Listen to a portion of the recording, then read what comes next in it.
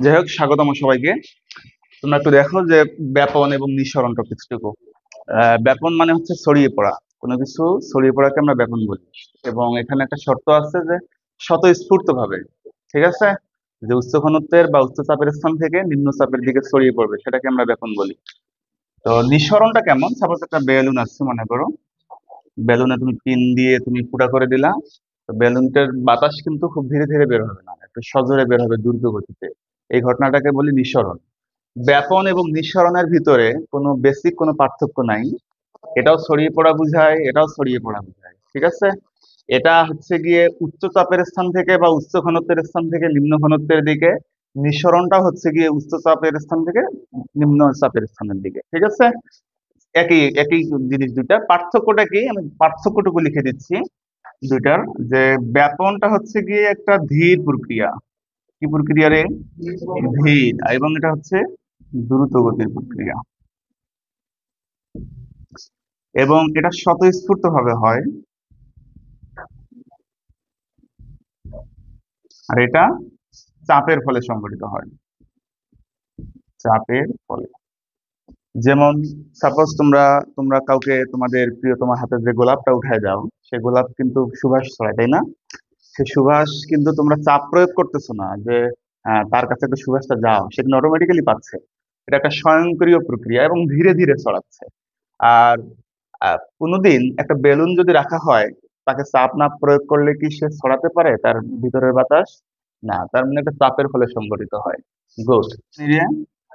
বিজ্ঞানী Graham. Graham তিনি কি বলছে? সাপোজ আমার কাছে দুটা গ্যাস আছে, মনে করো এ গ্যাস এবং বি গ্যাস।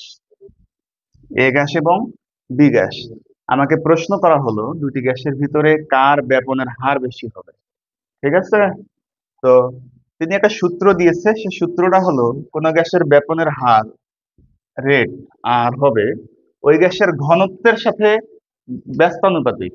মানে R is inversely proportional to root D. এটাই হচ্ছে মেইন থিওরিটিক্যাল কথা। একটু খেয়াল করে দেখো, যার ঘনত্ব বেশি হবে তার ব্যাপনের হার হবে কম। আমার কথা বুঝতেছ নিঝুম? এটার মিনিংটা হচ্ছে ঘনত্ব যত বেশি হবে ব্যাপনের হার হবে তত কম। তার মানে দুটি গ্যাসকে আমাকে দেওয়া হলো, সাপোজ দুটি গ্যাস আছে, দুটি গ্যাসের কার ব্যাপনের হার বেশি হবে। আমি যদি এনিহাও ঘনত্ব বের করে ফেলতে পারি যে একটার ঘনত্ব এত, যার ঘনত্ব কম হবে তার ব্যাপনের হার বেশি হবে। এইটা হচ্ছে মেইন কথা।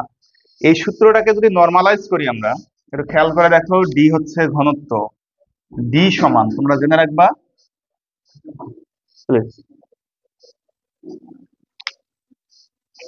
ডি হচ্ছে ঘনত্ব। ঘনত্ব সমান লেখা যায় একক আয়তনে বিদ্যমান ভর। তো ঘনত্ব সমান এম ডিভাইডেড বাই ভি। এটা হচ্ছে ঘনত্বের সূত্র। ডি যেখানে আমাকে ঘনত্ব বোঝাচ্ছে, ভি বোঝাচ্ছে মোলার আয়তন। মোলার আয়তন। এবং এম বোঝায় আণবিক ভর। কথা বোঝা গেছে? ওকে। আচ্ছা, তোমরা ম্যাথ যেহেতু জানো, আমি যদি এই লাইনটাকে একটু নর্মালাইজ করে দেই যে আর ইকুয়াল চিহ্ন দিলাম, একটা ধ্রুবক হবে, তাই না রে? ধ্রুবকটার নাম কি? কে, ডিভাইডেড বাই রুট ডি। ওকে। তাহলে আর এর সাথে ডি এর সম্পর্ক কি? ব্যস্তানুপাতিক। ডি যদি বাড়ে আর কি হবে? কমবে। এটার মিনিংটা কি? এখান থেকে একটা সূত্র বের করে ফেলো দুটি গ্যাসের জন্য, যে R1 divided by R2 is equal root D2 divided by D1। এই সূত্র দ্বারা অঙ্ক করা যাবে। যেগুলা বক্স করে দেবো সেই লাইনগুলো ইম্পর্টেন্ট, সেগুলো মনে রাখবা। ওকে। আচ্ছা, এখান থেকে আরেকটা লাইন বের করে ফেলি, যে R is equal K into 1 by D এর জায়গায় আমি এই মানটা বসাতে পারি না? M by V. গুড, আমি ওইটাই বসালাম, এম ডিভাইডেড বাই ভি, তাই না? ওকে। আচ্ছা, আমি একবারে এই লাইন থেকে কনভার্ট করে নিয়ে আসি, সমানুপাতিক চিহ্ন দিচ্ছি। আচ্ছা, রুট এম বাই ভি, এটা মিনিংটা এরকম না যে root M divided by root V? বুঝো নাই? তার কোনো আপত্তি? Very good. আমরা এটা জানি যে নিচের সংখ্যাটা উপরে চলে যায়, তাই না?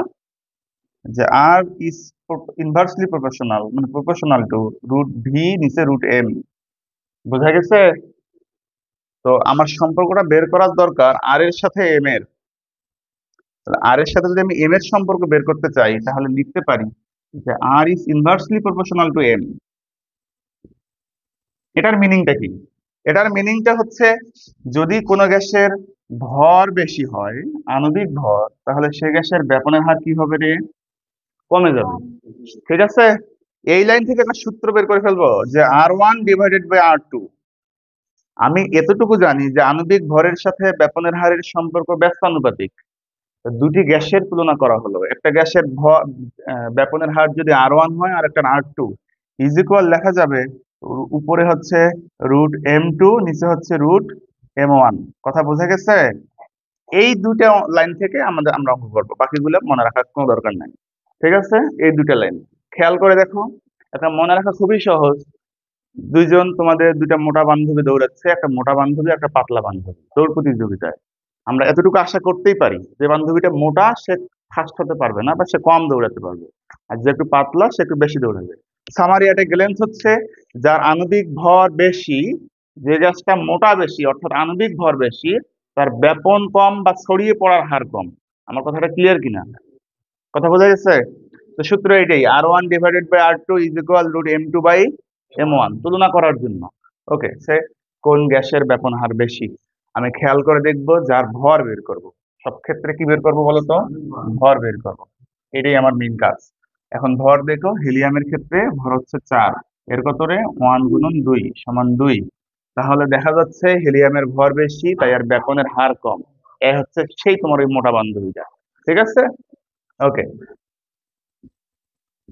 এক পাশে অ্যামোনিয়া এবং এক পাশে HCl দেওয়া আছে তোমাদের বইয়ের এক্সাম্পল, এবং দুটি গ্যাস, মনে করো এ এদিকে আগাচ্ছে, এ তোমার এইদিকে আগাচ্ছে। দুইজন যখন একসাথে ধাক্কা লাগবে তখন একটা রিয়াকশন হবে। কেমন রিয়াকশন? NH3 প্লাস HCl মিলে হবে অ্যামোনিয়াম ক্লোরাইড। কি হবে রে?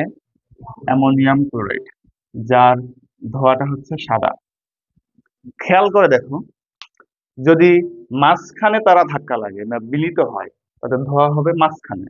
যদি অ্যামোনিয়া HCl এর কাছে হয়, সাদা ধোঁয়াটা হবে HCl এর কাছে। তাই না? ডিপেন্ড করতেছে তারা তাদের ব্যাপনের হারের উপর, তাই কি না?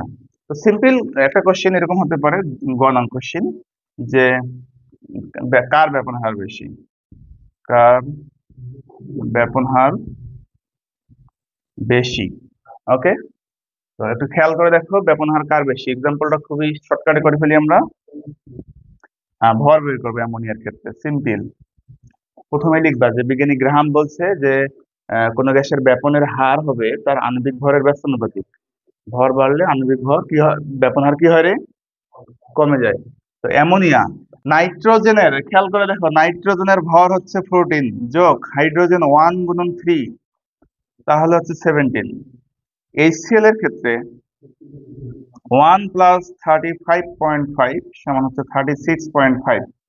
তাহলে লিখবা যে আমরা জানি বিজ্ঞানী গ্রাহামের কথা অনুসারে যে যার ভর বেশি হবে তার ব্যাপনের হার কম। এখানে দেখতে পাচ্ছি অ্যামোনিয়ার ভর 17 এবং HCl এর ভর 36.5। যেহেতু অ্যামোনিয়ার চেয়ে HCl এর ভর বেশি, সুতরাং HCl এর ব্যাপন হার কম হবে।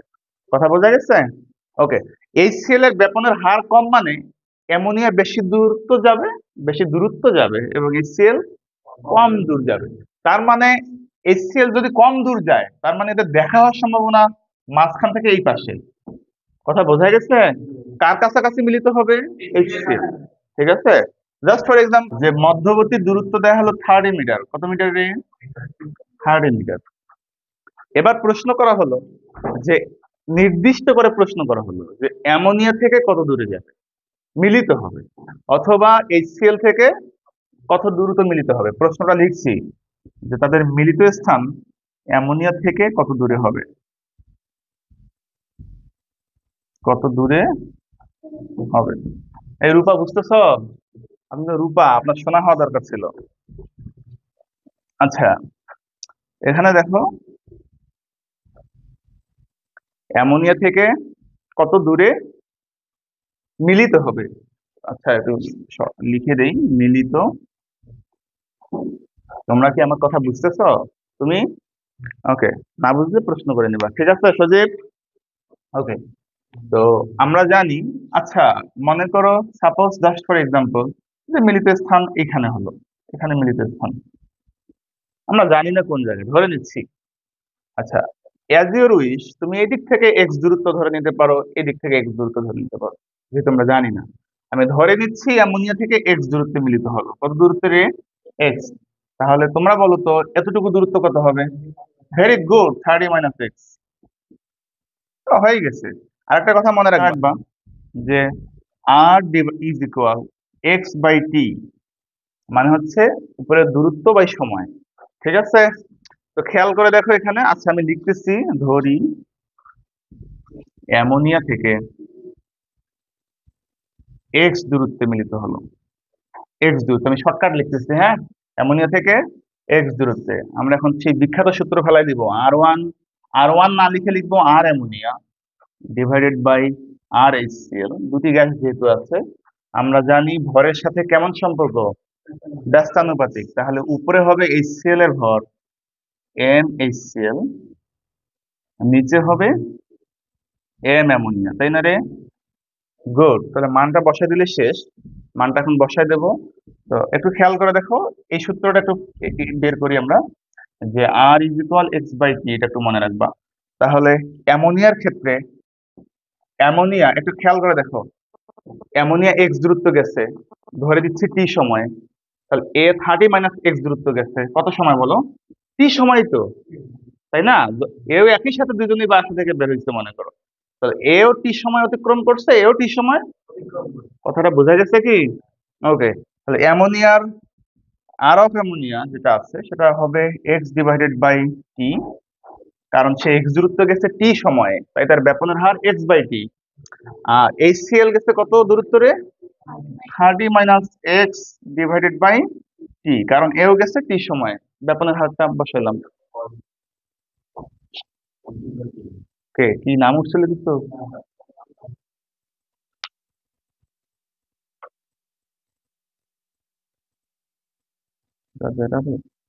যাই হোক, আচ্ছা একটু খেয়াল করে দেখো তো, এইচসিএল এর ভর কত রে?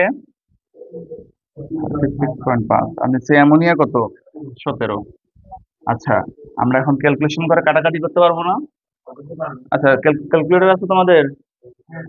আচ্ছা যাই হোক, আচ্ছা দেখো একটু খেয়াল করে দেখো, এক্স বাই টি গুণন টি ডিভাইডেড বাই 30 - x সমান হচ্ছে গিয়ে রুট 36.5 √17।